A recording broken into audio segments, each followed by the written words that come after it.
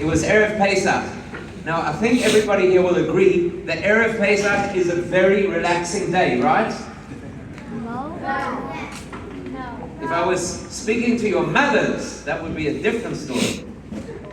It was Erev Pesach, and two people arrived at our chabad house. And they were Israeli backpackers. Do you know what backpackers are? Well, these two Israeli guys, they decided that they were going to start hiking from Cape Town, which is all the way at the bottom of Africa, and they were going to hike all the way to Eretz Yisrael, which is at the top of Africa. And we're going to spend 1 year hiking through Africa, which, to be honest, don't try this at home. It's not a good idea. But that was their idea.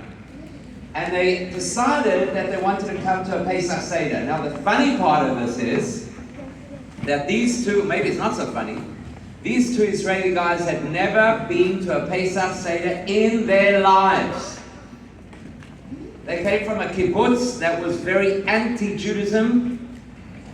They didn't have anything to do with anything Jewish, but because they were in Africa, that's why they decided they wanted to come for Pesach Seder. So they arrived at our house. Each one of them had a little bag on their back, a little backpack. And I don't know if you've ever been hiking through Africa, and if you're an Israeli person hiking through Africa, then you're supposed to take a guitar with you. That's what I learned. So they were with a backpack and a guitar, and the other person had something that Rabbi Ari will be able to explain to you what it is. It's called a poiki. You know what that is? A pot. Special pot. It's a special iron pot that stands on 3 legs. You light a fire under it, and then you can make like a cholent inside. That's Afrikaans word. It's an Afrikaans word, exactly. So one guy had his backpack and a guitar, the other person had his backpack and the poiki, and they arrived just before Pesach, and it was hectic, and we were running around, and we were trying to get ready for Pesach, and in all of the chaos, just before we had to do beer or chametz, I asked the guy a question that was a bit of a problem for him. I asked him if his pot was used for chametz. And guess what? It was used for chametz. So now what am I supposed to do? What do you have to do? I had to take his pot quickly because it was the time for bir chametz and lock it away with all the other things we were locking away for Pesach. Anyhow, they came to our Seder that night. They had never been to a Pesach Seder in their lives, but there was one part that they really connected with, and that was the part when we said, L'shana haba b'Yerushalayim, because that was their plan. Their plan was L'shana haba, the next year they wanted to be in Yerushalayim, so that was their plan. And they loved the Seder, and they were asking us questions, and they were telling us about their kibbutz, and they were telling us about how when they were kids, one of the things that they did is they went to the moshav next door where there was a shul, and they put the head of a chazer on the shul doorpost. That's how from they were. Just understand.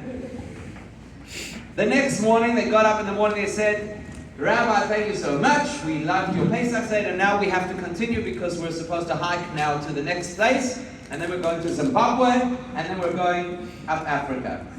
I said, thank you so much. It was nice to have you. Have a lovely trip. What's the problem? He needs his pot. I said, uh-oh. Your pot is going to be available in just 1 week from now. You should have seen their faces. Oh my gosh, you should have seen their faces. Woo. They were shocked. They tried to negotiate. Maybe you could get somebody who's not Jewish to open the thing.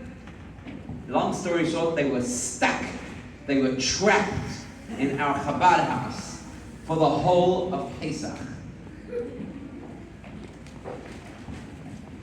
In the meantime, they actually had a great time. They peeled all our vegetables, they mopped our floors, they played guitar for my kids every night to put them to sleep. We learned together, we spent a great time. At the end of Pesach, they were happy to rescue their pot, and off they went to Zimbabwe. 12 years later, I'm sitting in my chabad house, the phone rings, I answer the phone, the guy says, Shalom Arav. Ata zocher oti? You remember me? I'm like, sure, of course. Any random guy calls me up, I remember who you are. I have no idea. Who are you? He says, don't you remember my friend and me? We were in your house a few years ago and we came for Pesach. We were backpacking. Oh yeah, who could ever forget you? He said, I just called to say thank you.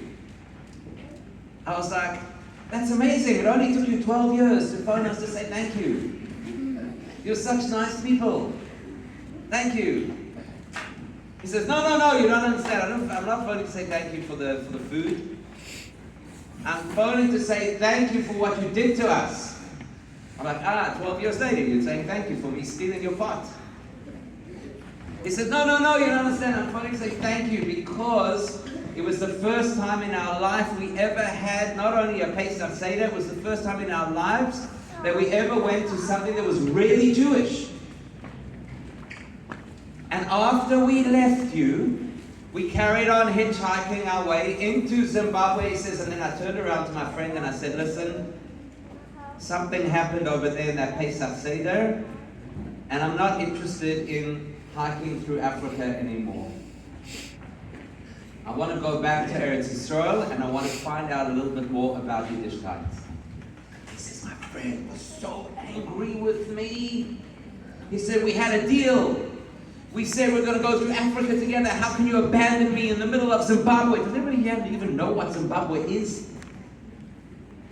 Zimbabwe is a country where the money is worth so much that $1 US is worth 1 million Zimbabwe dollars. It's a country that you don't leave people there by themselves because you might never find them again. He says, you can't leave me here in the middle of Zimbabwe. He says, I'm sorry, but I cannot continue. I have to go back to Eretz Yisrael and find out what it means to be Jewish. And he left, and his friend was furious. But his friend said, I'm still doing this. I'm going to hike through Africa. And he continued for one week, and a second week, and a third week, and then he decided this is ridiculous. He cannot go through Africa by himself. He went back to Eretz Yisrael. He was now, what am I supposed to do with my time? He looked up his friend, and guess what? To his shock and horror, his friend was now learning in a yeshiva. So he decided, we said, anyway, we're taking off this year, and you're in a yeshiva, maybe I'll just join you to find out what this is all about. 12 years later, he calls me to say, I want to thank you, because we are now both Shomer Torah mitzvahs. We're married to frum women. We have frum children because you stole our pot.